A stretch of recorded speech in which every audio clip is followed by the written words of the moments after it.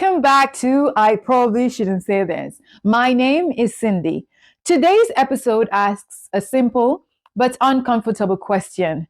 Who really gets welcomed in St. Lucia? The plane lands, the doors open, the warm St. Lucian air wraps around you.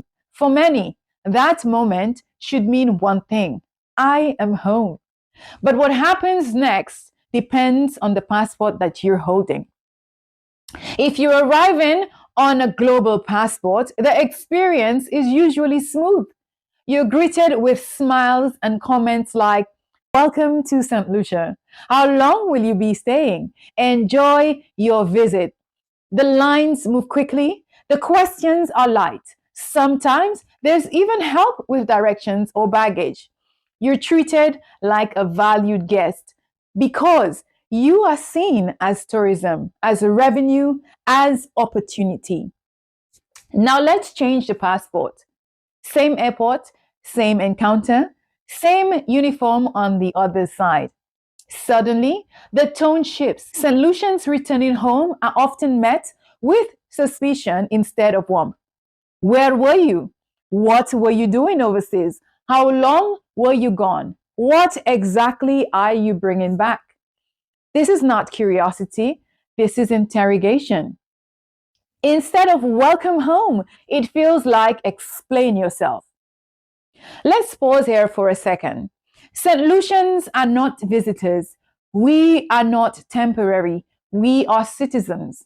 This country is our home. Yet a foreign passport with temporary permission often receives more courtesy than a St. Lucian passport that represents permanent belonging. That contradiction matters. This difference isn't random.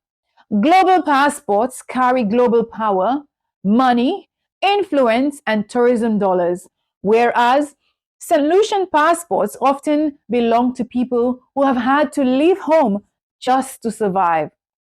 So foreigners are welcomed as contributors and nationals are treated as risks. That message is loud even when it's unspoken. Many St. Lucians dread returning home through the airport, not because they don't love the country, but because they don't feel welcomed in it. Imagine leaving to work, study, or support family only to return home and feel like a suspect. That emotional weight stays with people. It affects how connected they feel. It affects whether they want to return, invest, or build a future here. This is not an attack on the airport officers. They have a job to do, and I thoroughly understand that. But professionalism does not require coldness. Security does not require humiliation, and enforcement does not require forgetting that citizens deserve dignity. We can protect our borders and respect our people at the same time. St. Lucia depends on its people at home and abroad. Our diaspora sends money, they build houses, they return with skills, education, and experience. They should not feel like outsiders when they come home.